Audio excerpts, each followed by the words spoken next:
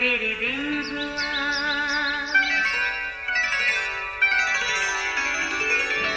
नया फिर दिन हुआ, पुरानी रात का करे सो शुक्र हम खुदा की जात का, खुदा की जात का, नया फिर दिन हुआ। आज की आयत। यीशु ने वहाँ से आगे बढ़कर मत्ती नाम एक शख्स को मैसूल की चुंगी पर बैठे देखा और उससे कहा, मेरे पीछे हो ले। वो उठकर उसके पीछे हो लिया। मत्ती 9 बाब 9वीं आयत। अजीज़ों, एक बच्चा अपनी छुट्टी वाले दिन माँ के साथ ज़ू घूमने गया। वहाँ वो बड़े जानवरों को करीब से देखकर बेहद खुश था। वो इनके बारे में अपनी माँ से कई सवाल करता रहा, जिसका वो अच्छे से जवाब देती रही, जिससे बच्चा भी बहुत खुश था। अब वो एक ऊँट के बिल्कुल सामने खड़ा था।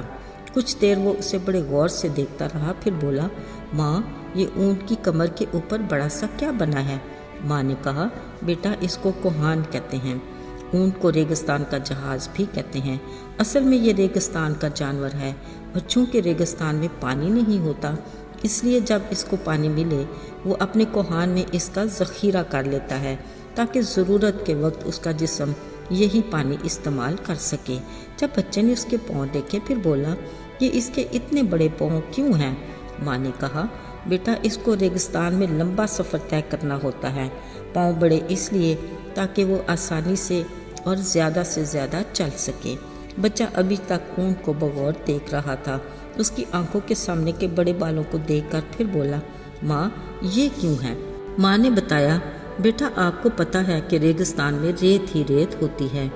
उसकी आंखों के सामने बड़े बाल इसलिए कि उसकी आंखें रेत से महफूज रहें।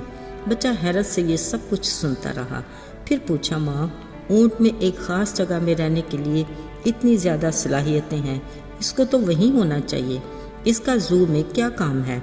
अजीज़ों, ये बच्चे का ऐसा सवाल था जिसका जवाब वो ना दे सकी, मगर हमारे लिए लम्हा फ़िक्रिया ज़रूर है। बिलाशुबा खाली खुदा ने हर एक को ख़ास मकसद के लिए सलाहियतें अता की हैं। इसके लिए खुदा ने ऐसे मौके भी दिए हैं ताकि हम अपनी सलाहियतों को भरपूर तरीके से इस्तेमाल कर सकें। अजीज़ों, कफरनहुम के फाटक का इलाका बड़ा ही बारौनक था। इस चौकी पर साजो सामान के लदे कारवान जो दमिश्क से बड़ी शाहराह पर सफ़र करते यरूशलेम को जाते, हर सूरत वहाँ रुकते थे ताकि अपना दर आमदी टैक्स अदा कर सकें। इस चौकी के महसूल लेने वाले अफसरान को उनकी बददियानती की वजह से अक्सर लोग नफ़रत और हकारत से देखते थे। वो इसलिए कि वो रूमी सरकार को तो ठेके की मुकर्रर रकम अदा कर देते थे, बाकी रकम उनके ही खाते में जाती। इसलिए उनकी कोशिश होती कि वो लोगों से ज़्यादा टैक्स वसूल करें। इसी चौकी पर मत्ती नाम का टैक्स ऑफिसर था, जिसने रूमी शरीयत ले रखी थी और वो रूमी सरकार के लिए काम किया करता था।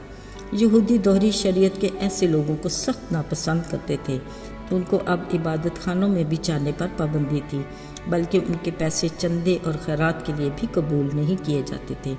यहूदी सोचते ऐसे लोगों ने पैसों की खातर अपना ज़मीन बेचकर अपनी कौम और वतन से गद्दारी की है, क्योंकि ये पेशा बहुत मुनाफा बख्श था।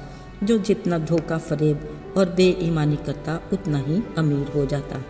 खैर, इस बार रौनक चौकी पर बैठे महसूल लेने वाले दौलतमंद मत्ती यीशु के मौजज़ात और बाकी सारी मसरूफियात से अच्छे से वाकिफ़ था। उसे इस बात का भी इल्म था कि यीशु ने कई बार बीमारों को उनके गुनाह माफ़ करके शिफा दी। मत्ती अपने किरदार के बारे में अक्सर सोचता कि पेशा तो उसका अच्छा नहीं, पर वो मजबूर था। वो अपने दिल में ज़रूर सोचता, क्या उसके गुनाह भी कभी माफ़ हो सकते हैं?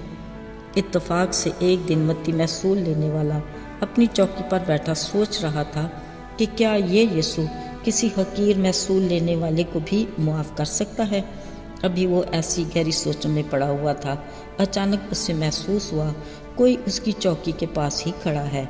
वाकई वो यीशु थे जो उसको देख रहे थे। मत्ती घबरा सा गया। ख्याल आया, यकीनन यीशु भी दूसरे लोगों की तरह उससे नफ़रत ही करते होंगे। मगर उसकी हैरत की इंतहा न रही जब उन्होंने नहायत शफ़क़त से कहा, मेरे पीछे हो ले। अजीज़ों, ये सुनते उसके दिल में एक हलचल सी पैदा हुई। मत्ती ने फ़ौरन तामील की और अपना हिसाब किताब बंद किया, कलम रख दिया और उसी पल यीशु के पीछे हो लिया और यीशु के बाकी शागिर्दों में शामिल हो गया। यूँ उसे यीशु के बेमिसाल हैरत अंगेज़ और अजीब फजल का तजर्बा हुआ। अजीज़ों, मत्ती के नाम का मतलब है खुदा का तोहफ़ा। उसका दूसरा नाम लावी भी था। बिलाशुबा मत्ती के दौर के लोग ये ज़रूर सोचते होंगे, महसूल लेने वाला कभी बदल सकता नहीं, मगर यीशु ने उसकी सलाहियत देख ली थी। वो एक ज़ूद फहम, नज़्म व ज़ब्त का पाबंद, हिसाब किताब में अच्छा और कई ज़ुबानों पर अबूर रखता था। यीशु ने उसे अपने काम के लिए इस्तेमाल करना था, इसलिए उसे महसूल की चौकी से उठाकर नए अहदनामे की पहली किताब यानी मत्ती की अंजील लिखने की तहरीक दी। वो हर बात को कायदे करीने से पेश करने का आदी था, इसीलिए उसने अपनी तहरीर करदा मत्ती की अंजील में यीशु के ज़मीनी दौर की ज़िंदगी के हर बयान को खूबसूरत तरीके से बयान किया। याद रहे, मत्ती को रसूल का एजाज़ भी मिला। ये रसूल जिसका कलम काबिल तहकीर और नफ़रती कारोबार में इस्तेमाल होता था, अब उसने अपनी इस सलाहियत को यीशु के लिए वक़फ़ कर दिया। अजीज़ों, आज खुदा हमारी भी सलाहियतों को दुरुस्त जगह पर ठीक काम के लिए इस्तेमाल करना चाहता है, बशर्ते हम भी मत्ती की तरह यीशु की बुलाहट पर फ़ौरन उसके पीछे हो लें। काश हम भी सैमुएल की तरह कहें, आए खुदा फरमा, क्योंकि तेरा बंदा या तेरी बंदी सुनती है। आइए दुआ करें। आए खुदा, हम हर पल तेरी खिदमत के लिए तैयार हैं, ताकि हम तेरी दी हुई सलाहियतों को तेरी मर्ज़ी के मुताबिक तेरे जलाल के लिए इस्तेमाल कर सकें। हम तेरे बड़े फजल के मुंतज़िर हैं। यीशु के मुबारक और जलाली नाम में मांगते हैं, आमीन।